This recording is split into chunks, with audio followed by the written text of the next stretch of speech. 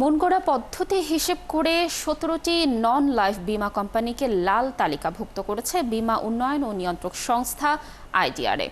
এমন উদ্ভট কাণ্ডে বিমা কোম্পানিগুলো সম্পর্কে নেতিবাচক ধারণা আরও বাড়িয়েছে খোদ নিয়ন্ত্রক সংস্থা।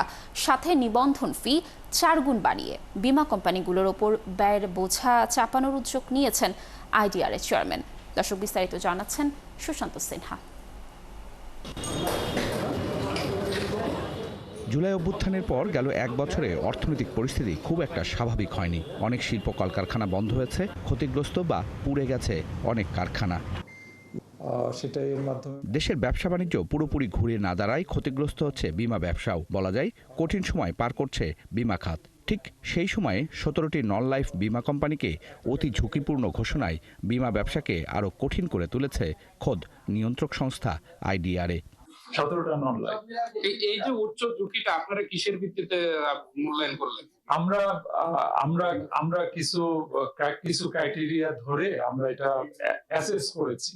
এটা ওই বীমা পরিশোধ, তারপরে গভর্নেন্স ইস্যু, কমপ্লায়েন্স, এই বিভিন্ন ক্রাইটেরিয়া ধরে নির্ধারণ করেছে। তবে সঠিক পদ্ধতিতে বিমা দাবি পরিশোধের হিসাব না করেই ঝুঁকিপূর্ণ ঘোষণা করা হয়েছে বলে অভিযোগ কোম্পানিগুলোর। সকল সার্ভের পরে দেখা যায় ইন্টিমেটেড ক্লেম ম্যাক্সিমাম ক্ষেত্রে ১-২ মানে ১০ কোটির ক্লেম ১ কোটি ২ কোটির বেশি যায় না, অর্থাৎ 10 to 15%-এর মধ্যে সার্ভে করার পরে দাঁড়ায়। সো আমি যদি টোটাল ইন্টিমেটেড ক্লেমকে আমি কত ক্লেম পে করেছি এটা দিয়ে ভাগ করি, যে রেশিওটা বের হবে ওইটাকে কখনোই ক্লেম রেশিও বলা যাবে না, কারণ ইন্টিমেটেড ক্লেম তো ইজ ভেরি এক্সাজারেটেড।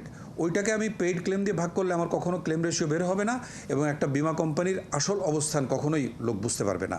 এদিকে বিমা দাবি পরিশোধে ব্যর্থতা ও পর্যাপ্ত লাইফ ফান্ড না থাকা সহ নানা কারণে ১৫টি জীবন বিমা কোম্পানিকেও অতি ঝুঁকিপূর্ণ ঘোষণা করেছে আইডিআরএ।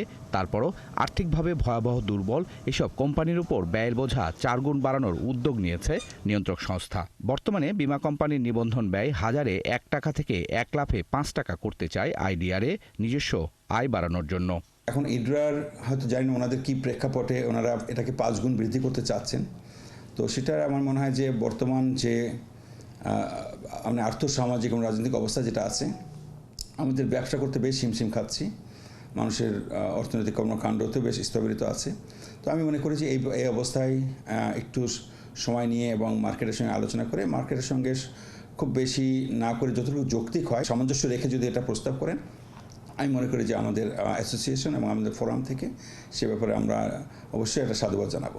আইডিআরএর তথ্য বলছে ২০২৩ সালে ব্যাংকের সুদ, কোম্পানিগুলোকে জরিমানা এবং বিমা কোম্পানিগুলো থেকে নিবন্ধন ফি বাবদ পেয়েছে ৩৪ কোটি টাকা। এই আয়ের বিপরীতে বেতন ভাতা সহ মোট ব্যয় হয়েছে ১২ কোটি টাকা। ২০ কোটি টাকা উদ্বৃত্ত তহবিল থাকার পরও কেন বিমা কোম্পানিগুলোর উপরে ব্যয় বাড়ানোর উদ্যোগ নিচ্ছে আইডিআরএ, এমন প্রশ্ন বিমা খাত সংশ্লিষ্টদের।